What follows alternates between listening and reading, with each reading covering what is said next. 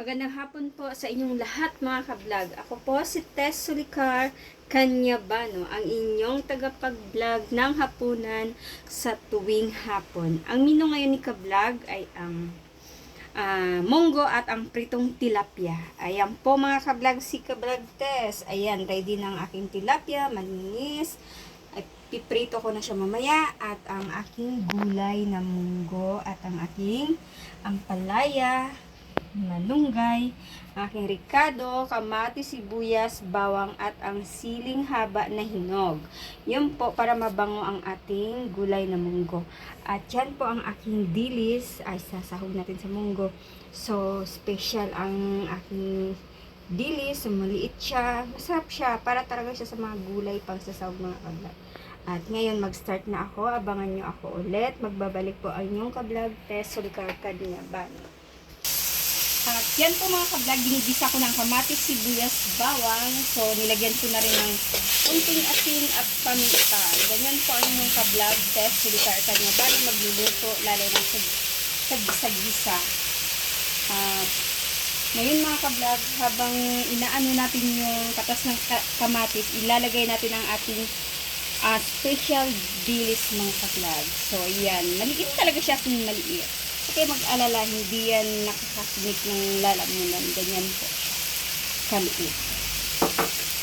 Mekos-mekos lang ni ka-vlog Tess Sulicar ang kanyang ginigisang dilis bago ilagay mamaya ang ating munggo mga ka-vlog.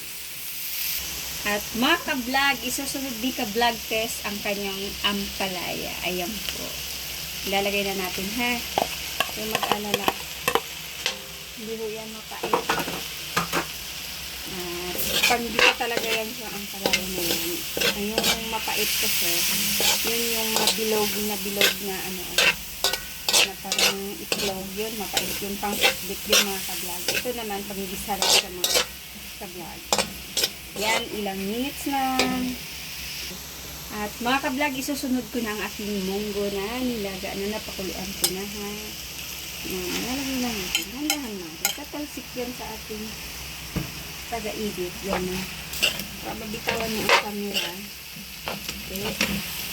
Inak tayo ngayon. So, nabitawan mga ka-vlog. Sobrang lapad mga ka-vlog. So, mag-additional na ako ng water. Nagkainit na ako ng tubig. Hindi pa ako gumagamit ng ano para di hassle sa pagpakulo ng ka-vlog. Mabilis lang ating pagluluto. Diyan po mga ka-vlog. Haluin muna natin sila. Huwag natin damihan yung sabaw. Kaya baka naman mawawala na yung lasa ng munggo. Tansyado lang po ito mga ka-vlog.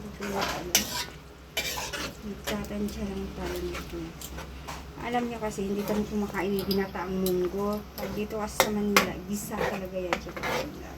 Nasa sa inyo na po yun, kung ano po ang isasawag nyo. Lahat ng iyan, optional po ninyo mga ka-vlog. Yan po.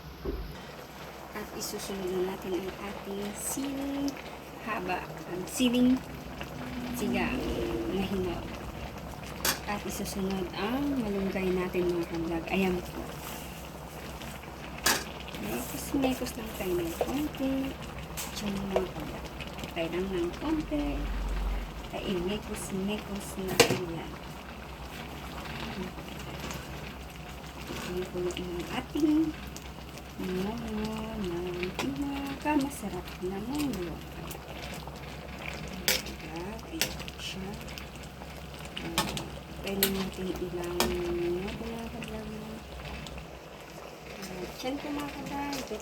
Luto na ang aming munggo. Magpiprito pa kami ng isda ngayon para pagpapito. At yan, natapos din ang aking gulay ng munggo ng may dilis.